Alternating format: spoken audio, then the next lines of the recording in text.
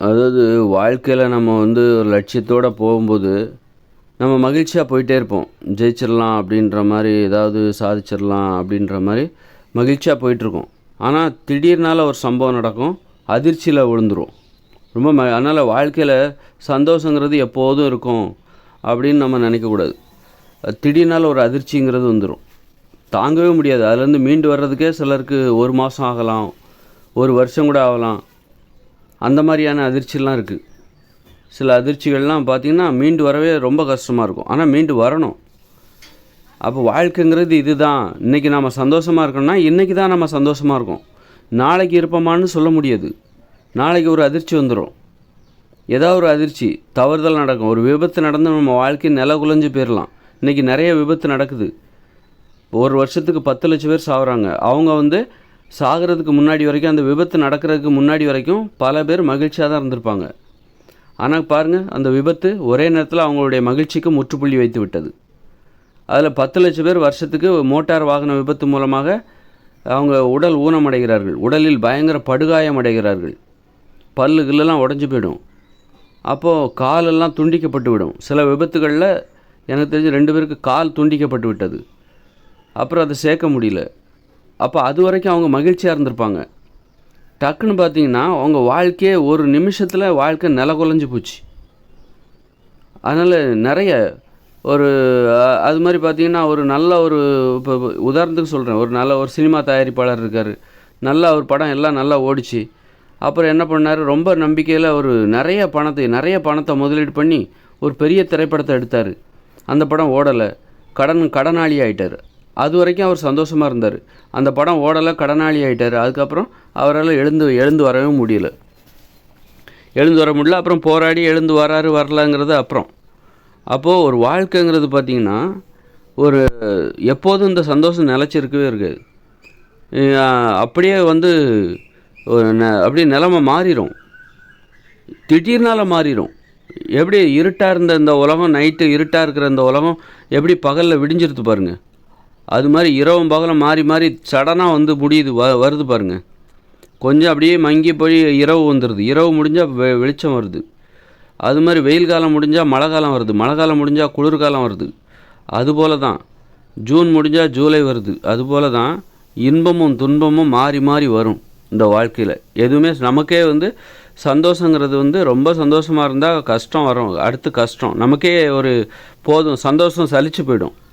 அப்புறம் இப்போ ஒரு கஷ்டத்தை எதிர்பார்க்கணும் அப்படின்னு நமக்கே தோணும். அந்த கஷ்டத்தை ஒருவேளை நாமளே கூட உருவாக்கும். கஷ்டத்தை தேடி நாமளே கூட போவோம். அவர் மூளைக்கு அனுபவம் தான் தேவையாக இருக்குது. இங்கே அனுபவம் தான், அந்த மூளை இருக்குது பாருங்கள், அதுக்கு அனுபவம் தான் தேவை. அந்த அனுபவத்தை தேடுறதுக்காக இந்த உடலை பயன்படுத்திக்கும். இந்த உடம்பை பயன்படுத்திக்கிட்டு அதுக்கு என்ன பண்ணணும், சந்தோஷமும் தேவை, அதிர்ச்சியும் தேவை.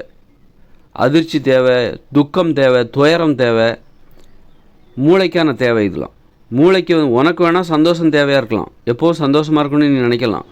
ஆனால் அந்த மூளைக்கு சந்தோஷம்னா என்னன்னு தெரிஞ்சு போச்சா, போர் அடிச்சிடும். இப்போ கொஞ்சம் துக்கம் தேவை, ஒரு அதிர்ச்சி தேவை, ஒரு கவலை தேவை. கொஞ்ச நாள் நான் கவலையோடு இருக்கணும்.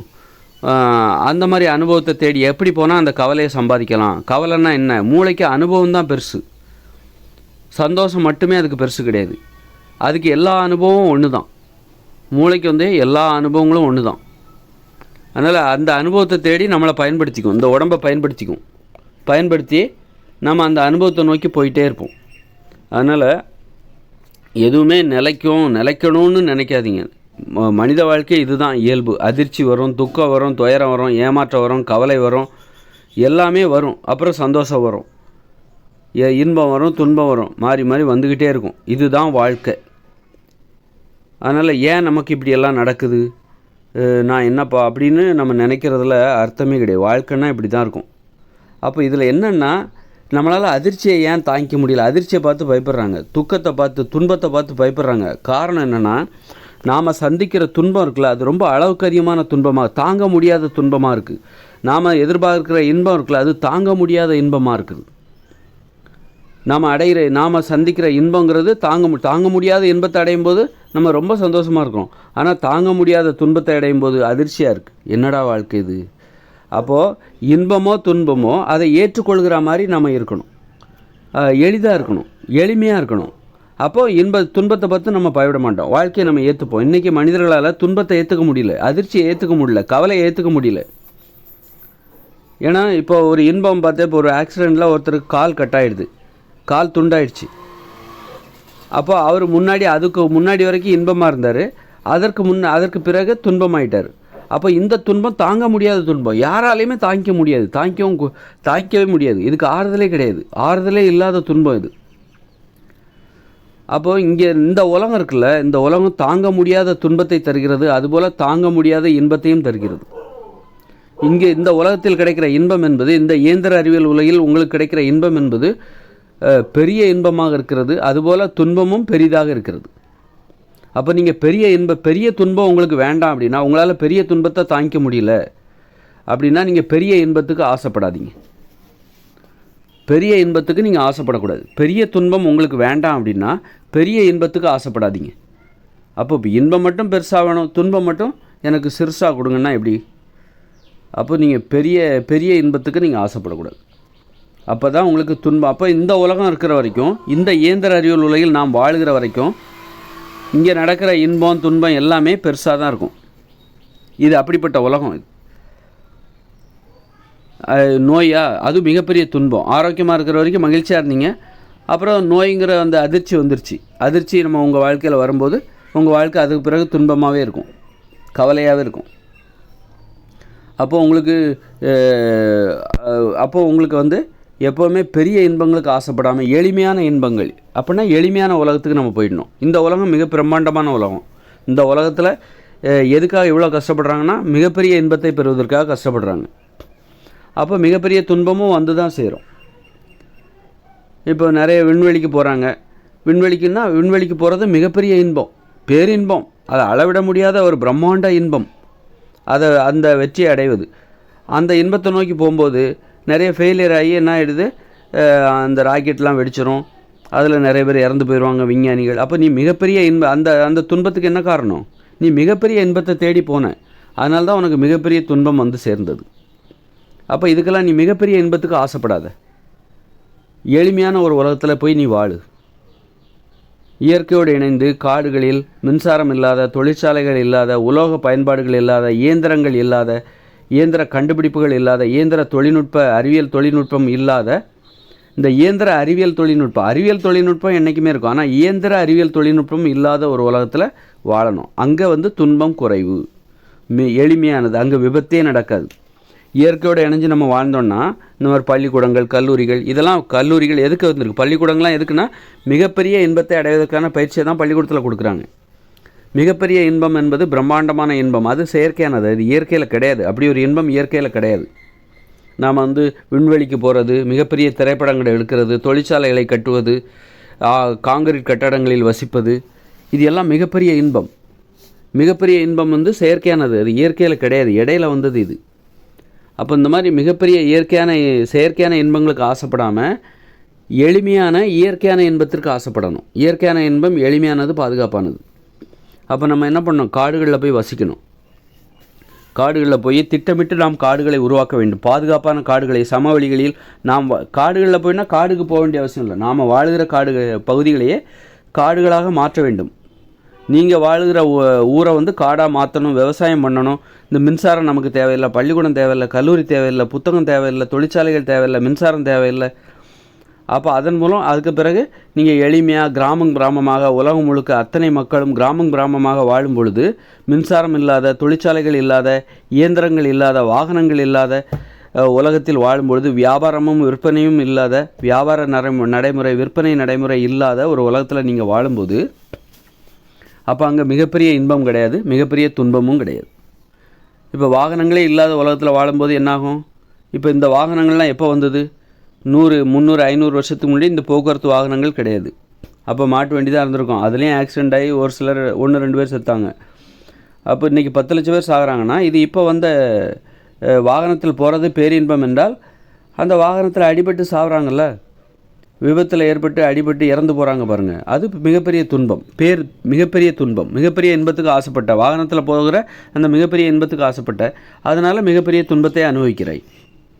அப்போ வாகனமே இல்லைன்னா இந்த உலகத்தில் வருஷத்துக்கு 10 லட்சம் பேரை காப்பாற்றலாம், 10 லட்சம் பேருக்கு உடல் ஊனமடையாமல் பார்த்து கொள்ளலாம். வாகன விபத்து மூலமாக உடல் ஊனமடைகிறார்கள் வருஷத்துக்கு 10 லட்சம் பேர் உலகம் முழுக்க. அவங்கள மிகப்பெரிய துன்பத்திலிருந்து காத்துக்கலாம். வருஷத்துக்கு 20 லட்சம் பேரை மிகப்பெரிய துன்பம் ஏற்படாமல் காத்துக்கொள்ளலாம்.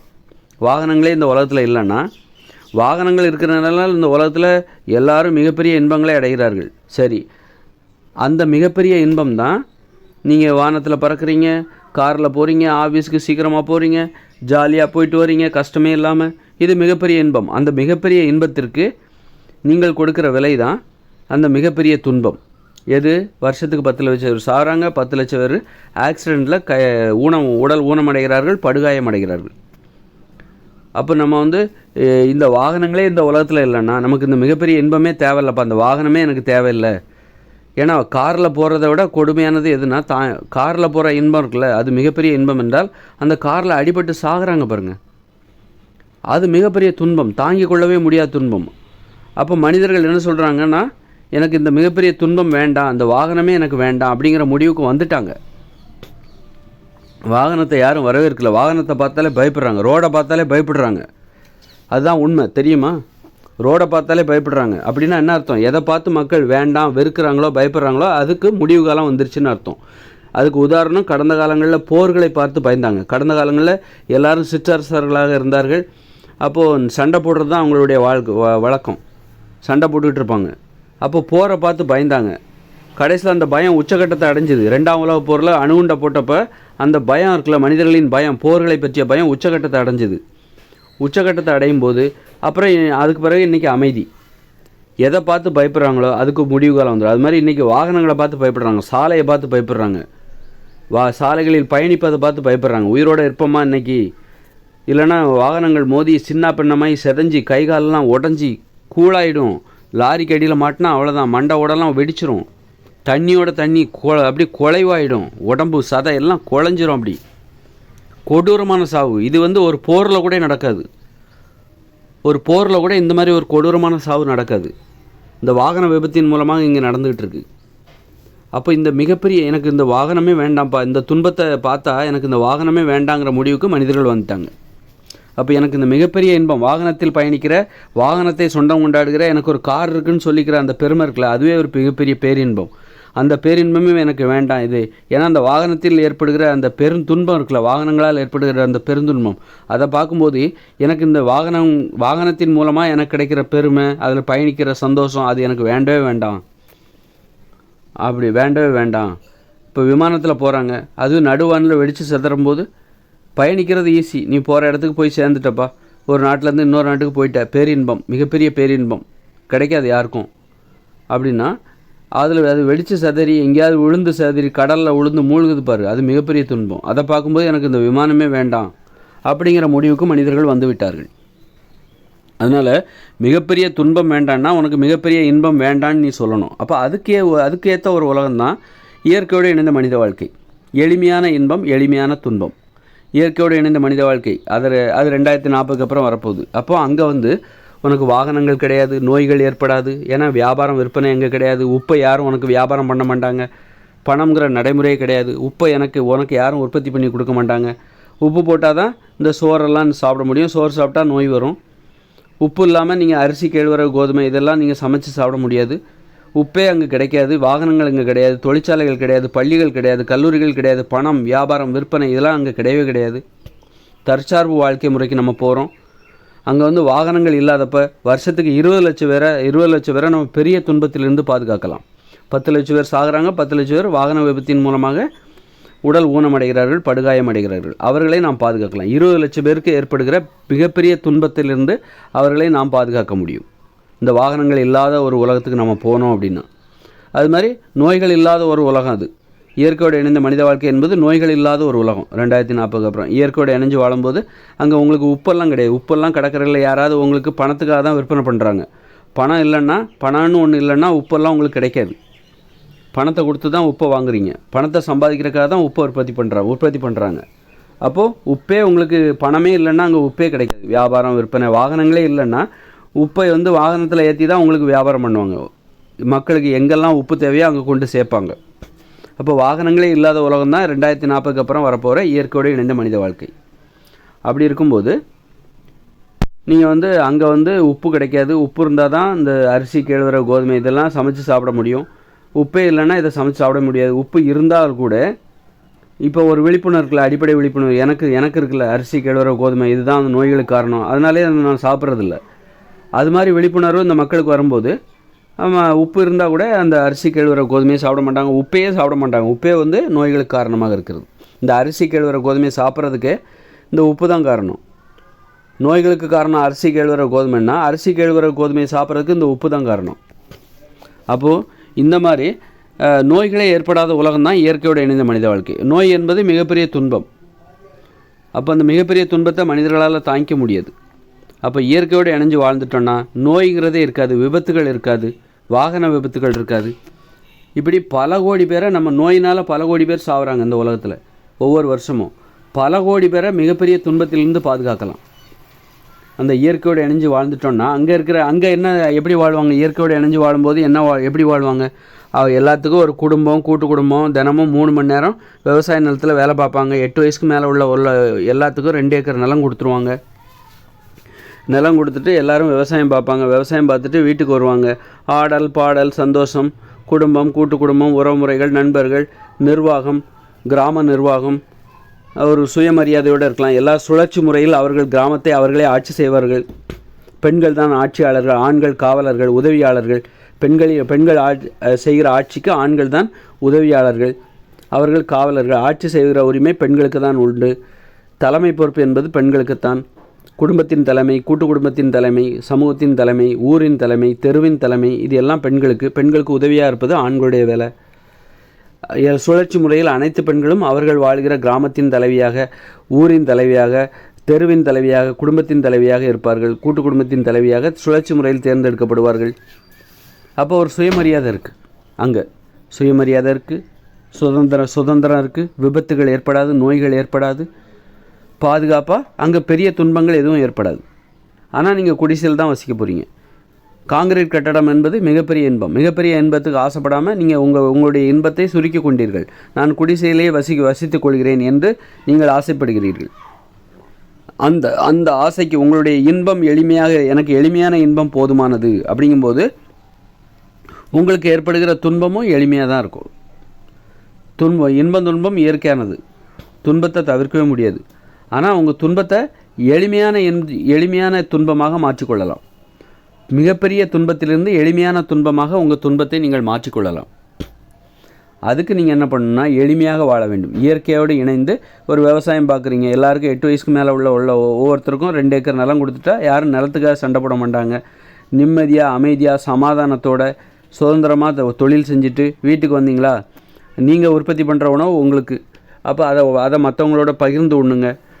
ஒற்றுமையாக இருங்க. காதலுக்கான சுதந்திரம், விருப்பப்பட்டவங்களோட வாழணும், பிடிக்கலன்னா பிரிஞ்சிடணும்.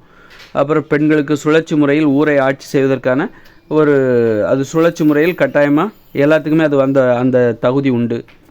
போட்டி தேர்தலெலாம் தேவையில்ல. அப்போது ஒரு மரியாதையும் இருக்குது, ஒரு சுதந்திரமும் இருக்குது, பாதுகாப்பும் இருக்குது. வாகனங்கள் கிடையாது, வாகன விபத்துகள் கிடையாது. இப்படி ஆரோக்கியமாக வாழலாம். உடல் உழைப்பு அங்கே இருக்குது, நோய்கள் வராது. எல்லோரும் விவசாய நிலத்தில் வேலை எங்கே போனாலும் நடந்து தான் போவாங்க.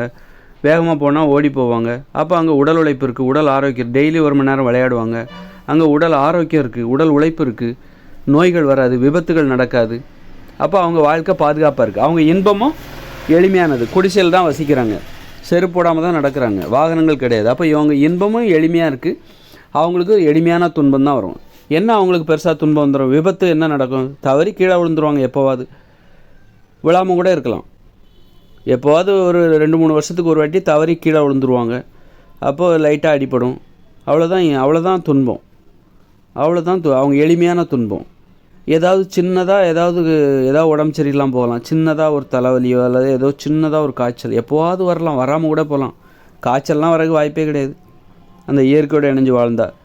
அப்போ அந்தளவுக்கு கிட்டத்தட்ட சொல்லப்போனால் அது மாதிரி ஏதாவது பிடிச்சவங்களோட வாழும்போது அவங்க பிடிக்கலை, பிரிஞ்சு போகிறாங்க, விவாகரத்தாகுது. அது சின்னதாக ஒரு துன்பம். அப்புறம் உடனே வேறு ஒருத்தரை பிடிச்சவங்கள இன்னொருத்தரை பார்த்து தேடி கல்யாணம் பண்ணிக்க வேண்டியதான். அவ்வளோதான்.